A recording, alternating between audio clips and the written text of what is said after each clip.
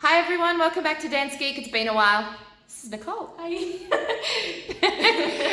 Nicole is one of the advanced ballet dancers at that dance place where one of the studios I teach at.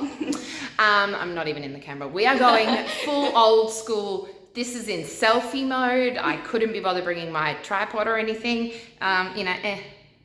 It is what it is. Today we are doing another episode of You're Doing It Wrong.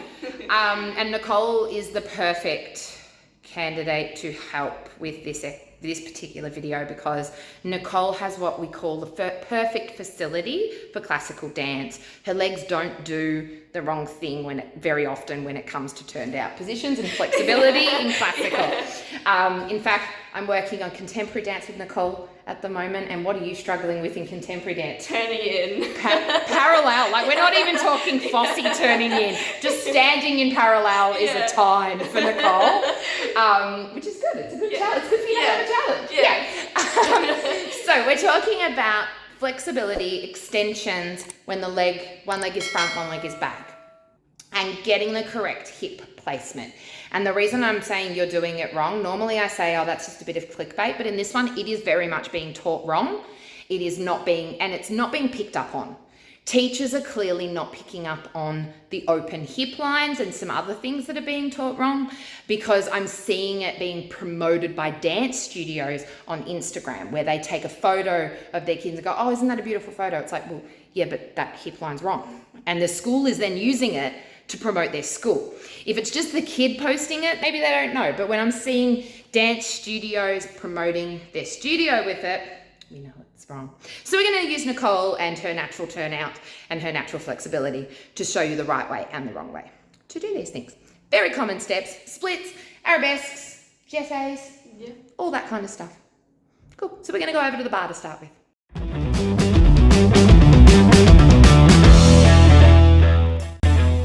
So here we are on a very weird angle, but we're looking at Nicole's hips here. So she's going to take her legs up into arabesque. Lovely. Now that's very easy for Nicole because that's just how her hips are built. But arabesque is based on a style of architecture and art where we have long curves. So we're looking at the back here, a long curve. Her hip is trying to be as hip flexor flat down to the floor as possible, even in turnout, even with the knee turned out and her supporting leg turned out. So I'm going to flip this camera. You can see she still has a fair bit of turnout in that supporting leg. Yeah, now because you've worked so hard on your parallel position, I'm going to turn this out a little bit more. Oh, yeah. That's cool. Yay, that's a good thing. It's a good thing.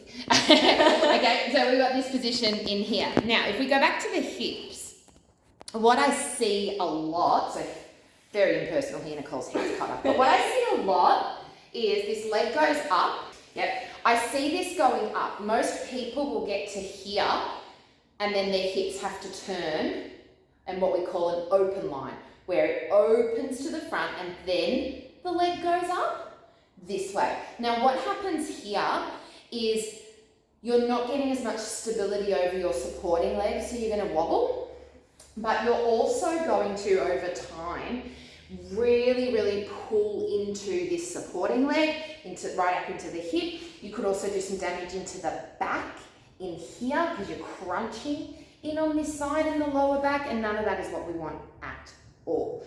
So what you're wanting to do is start from first position, whether it's completely turned out or parallel, whatever. Start from first position, and the aim of any arabesque is to not affect the torso. Don't affect the torso, if you can, all right? So take that leg up into arabesque, into tendu. So make sure when they're doing the tendu that we're still having this lift up through the front and length in the lower back. Then as the leg lifts up, we want this hip flexor to be pointing down towards their supporting foot.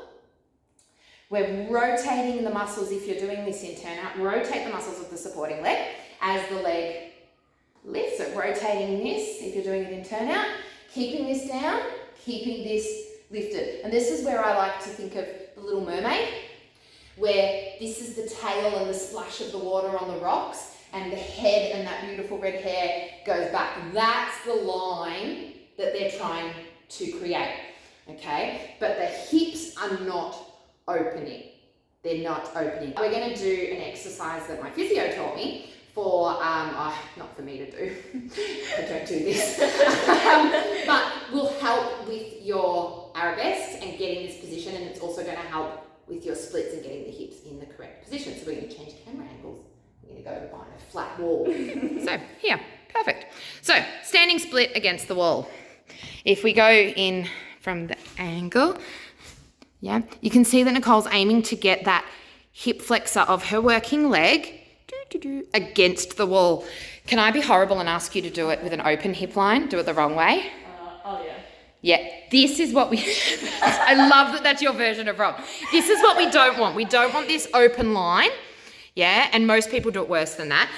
When you get that open line, you can see now there's a contortion in her spine on the side of her supporting leg, and we want to get length, because if I was to ask Nicole to reach up to this stool that I've put in front of her, in that position, she has to, and it doesn't feel stable, okay?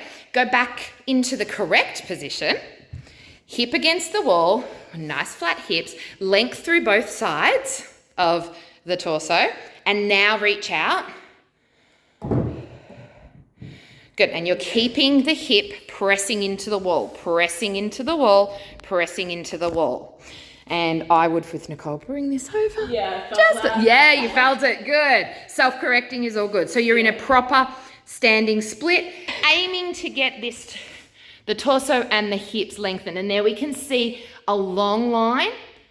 There's a tilt in the pelvis, and that's fine, but we want long curves, not twisted straight lines. Now, we do that on both legs. Now we're going to go to the floor and translate this into a split. Welcome to the floor. I'm just going to lay here. Nicole's going to do the splits. Let's go. Good, so we're in a split. I'm not in a split. It's like when people go to the football or sports team and it's like we did something and they're just a fan. It's like you sat in the stands and ate a hot dog, dude. You didn't do anything. I'm not doing this split. I'm teaching. Okay, Nicole really can only do this into I can't do it. Front leg is turned out, back leg is turned out, but the hips are still aiming straight.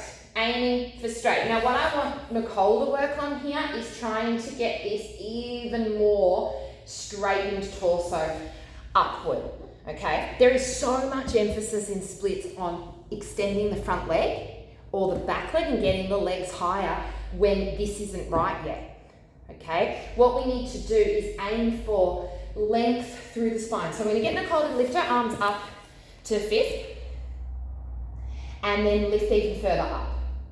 There, see that movement there? Lifting up out of the hips. What this does is makes the split stronger, but it also makes it usable. It means that when she stands up to do this, her supporting leg is going to have less pressure on it, which means it's going to be able to do its job and actually support her, rather than just collapse the hips down again. Yeah, rather than this sort of down feeling. So what you're trying to do is make your torso, remember way back when we were doing the arabesque and I was talking to you about making that, not changing your torso as you lift. Try that. Look at yourself in the mirror and see if that torso can be as straight as possible, and now press that hip into the ground. There. Lengthen through the spine, lengthen through the spine. Boom. Now I would highly recommend that you get your students doing this and holding this position before you even think of lifting up their leg. And if anything, I would be getting them to go back. If they struggle to get this hip around, if getting a closed hip position, squared hip is what it's often called. If they struggle to get that, don't lift their front leg, okay?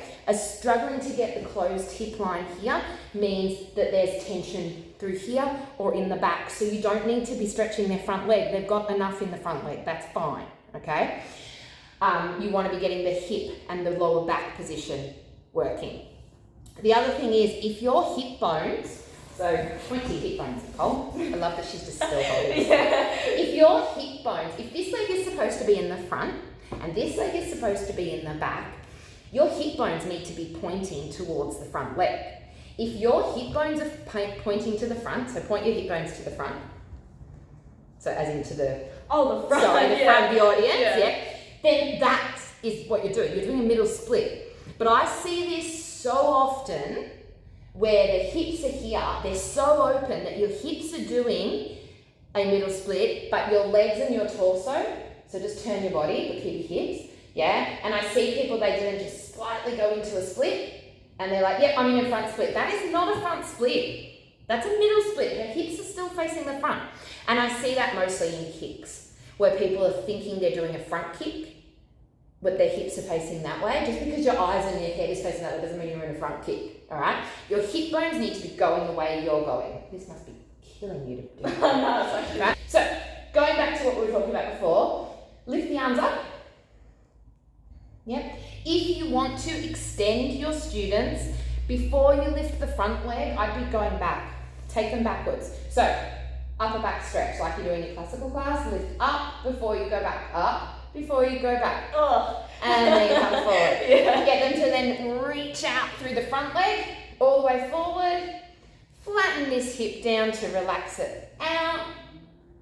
Okay. This is also a really good way to help get that hip down if they're not built with the perfect hip placement for this sort of work. Let them lie down in front. Then have them gradually, like we were doing at the wall, gradually then lift up. And you can help them. So I'm going to cut this bit out as I pull my big butt over. Okay, so you can then help them and help them sit up. So they're lengthening through the lower back, lengthen through the lower back, lengthen through the lower back, keep the hip down, lengthen through the lower back, keep the hip down, lengthen through the tummy. And lengthen. So they're now in a strong, usable front and back split. This is the position they should be in the air, in a jete and in a kick, front kick, back kick, wherever. All right, thank you for sitting in the splits for a ridiculous amount of time. Oops. That's your cool down from today's contemporary class. Yes. Thank you for watching. Thank you for joining us. Nicole will be doing a few more videos with me this year. And hit the like button. Thumbs up if you liked it. Hit the thumbs down if you didn't. You can't comment because Nicole's underage and I'm doing the right thing. And if there's someone in the video who's underage, there shouldn't be comments turned on. It's actually law. So you can't comment, good. But you can thumbs up and you can definitely subscribe. And you can email me if you have any questions at all, or if you want me to give you another video, any requests. Can't do all of them, but I'll do a lot of them. And to the people that have asked about choreography videos, it is being done. It's like actually being done. I know I've been saying for ages, I keep saying I'm going to do a how I choreograph things. But Nicole's been in a class with me when I choreograph. And look, I'm weird. I've had to every piece has a different process. So I'm actually putting a video together now. So it is coming. Shout out to Lauren Jordan on that one because I know you've been waiting for it. Bye. Bye.